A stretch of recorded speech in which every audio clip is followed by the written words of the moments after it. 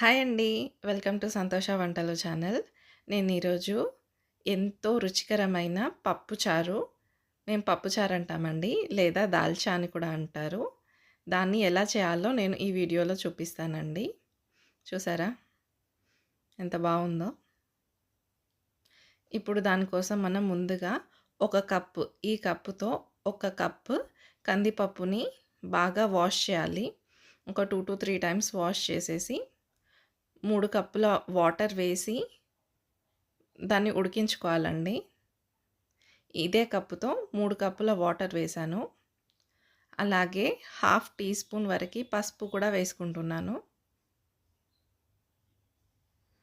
ఇలా పసుపు కూడా వేసి దీన్ని ఒక 3 విజిల్లు వచ్చేంత వరకి మనం స్టవ్ పైన పెట్టుకుందామండి. నేను కుక్కర్‌లో వేసి పెట్టుకుంటున్నాను. ఇప్పుడు దీనికి కావాల్సిన పదార్థాలేంటో చూపిస్తానండి. నేనిక్కడ ఒక సొరకాయని ఇలా ముక్కలుగా కట్ చేసుకున్నాను, పెద్ద పెద్ద ముక్కలుగానే. అలాగే కొన్ని చిన్న ఉల్లిగడ్డల్ని తీసుకున్నానండి. ఒక 15 వరకి అలా తీసుకున్నానండి. అలాగే 3 మునిక్కాయల్ని ఇలా కట్ చేసి పెట్టుకున్నానండి. అలాగే ఒక 3 చిన్న దోసకాయల్ని తీసుకున్నాను. వాటిని కూడా ఇలా ముక్కలుగా కట్ చేసి పెట్టుకోవాలండి.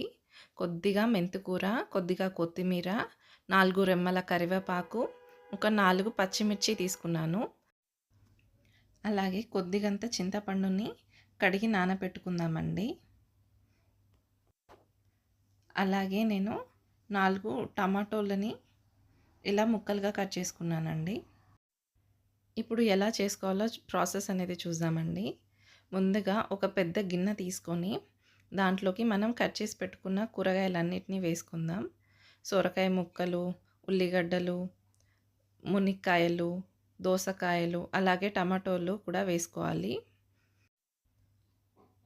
కొన్ని పచ్చిమిర్చి, అలాగే కొద్దిగా కరివేపాకు కూడా వేసుకుందామండి. ఇక్కడ మిగిలిన మెంతికూర, మిగిలిన పచ్చిమిర్చి, కరివేపాకు మనం పోపులోకి వాడుకుందామండి. ఇది చాలా సింపుల్‌గా, ఈజీగా చేసుకోవచ్చండి. చాలా చాలా టేస్టీగా ఉంటుంది. ఇలా కూరగాయలన్నీ మనం గిన్నెలోకి వేసుకున్నాక ఇప్పుడు ఒక 2 గ్లాసెస్ వాటర్ అనేది కూరగాయలకి యాడ్ చేసుకుందామండి. ముందుగా ఈ కూరగాయలని ఉడికించుకోవాలి. ఇక్కడ 2 టీ స్పూన్స్ సాల్ట్ వేసుకుంటున్నాను. అలాగే 1 టీ స్పూన్ పసుపు కూడా ఈ కూరగాయలకు అనేది యాడ్ చేసుకుందామండి. ఇప్పుడు దీన్ని కొద్దిగా కలుపుకొని మనం ఈ కూరగాయలని ఇవి ఉడికేంత వరకు స్టవ్ మీద పెట్టుకుందామండి.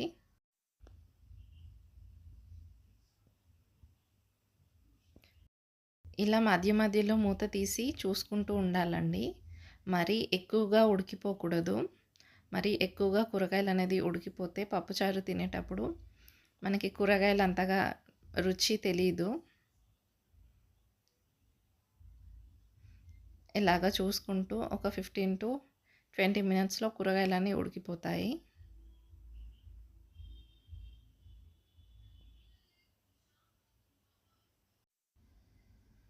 ఇలా కూరగాయలన్నీ ఉడికాయండి. ఇప్పుడు మనం ముందుగా ఉడకపెట్టుకున్న పప్పుని ఈ కూరగాయల్లో వేసుకుందామండి.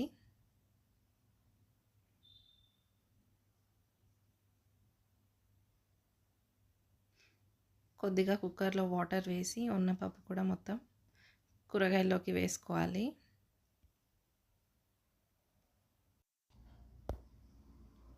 ఇప్పుడు ఈ పప్పుని, కూరగాయలని ఒకసారి కలపాలండి. ఈ పప్పు అంతా కూరగాయల్లోకి స్ప్రెడ్ అయ్యేలాగా మంచిగా కలుపుకోవాలండి.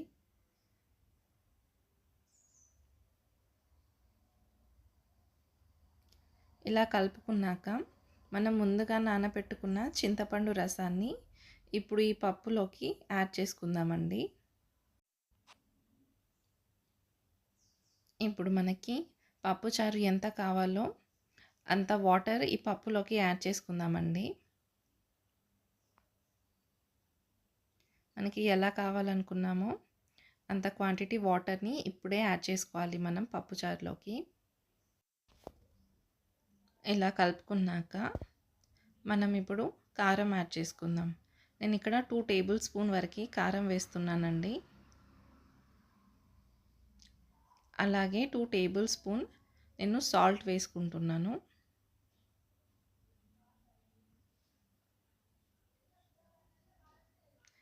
ఇంకా కొంచెం ఉప్పు తక్కువైతే టేస్ట్ చేసి మళ్ళీ యాడ్ చేసుకోవచ్చండి.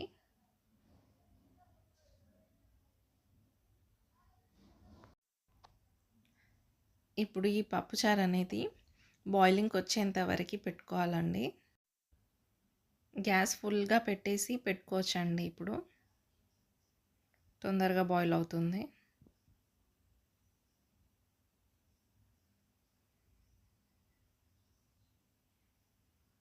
ఇలా బాయిలింగ్కి రావాలి.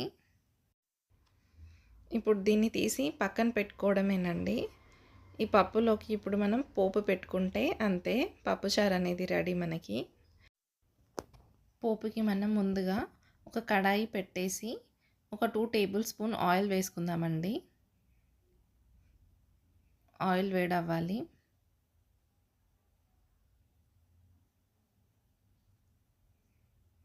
ఇలా ఆయిల్ వేడయిన తర్వాత 1 టీ స్పూన్ ఆవాలు, 1 టీ స్పూన్ జీలకర్ర వేసుకుంటున్నాను. ఇప్పుడు పచ్చిమిర్చి, కరివేపాకు,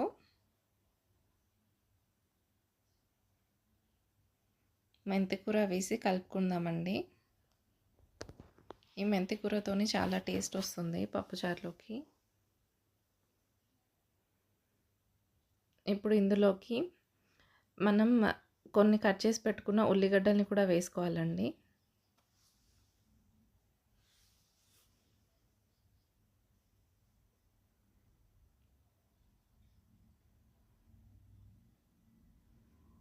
ఇప్పుడు ఈ పోపు అనేది కొద్దిగా ఫ్రై అవ్వాలి.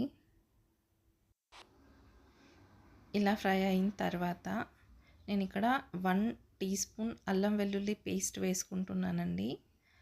అలాగే 1 టీ స్పూన్ పసుపు వేసుకుంటున్నాను ఈ పోపులోకి. అలాగే 1 టీ స్పూన్ జీలకర్ర మెంతుల పొడి కూడా వేసుకోవాలండి. ఈ జీలకర్ర మెంతుల పొడితోని పప్పుచారు అనేది చాలా రుచిగా ఉంటుందండి. ఈ అల్లం వెల్లుల్లి పేస్ట్ పచ్చితనం పోయేలాగా మనం పోపులోకి ఇదంతా మిక్స్ చేసుకోవాలండి.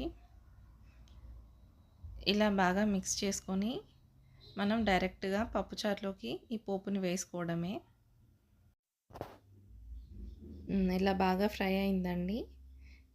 ఇప్పుడు మనం ఈ పోపుని పప్పుచారులోకి వేసుకుందాం. ఇలాగ వేసుకున్న పోపు పప్పుచారుని మనం గ్యాస్ మీద పెట్టేసి మళ్ళీ బాయిలింగ్కి వచ్చేంత వరకు ఫుల్ ఫ్లేమ్లో గ్యాస్ పైన ఉంచాలండి. ఇప్పుడు కావాలంటే కొత్తిమీర కూడా మనం పప్పుచారులోకి యాడ్ చేసుకోవచ్చు ఇంకాస్త.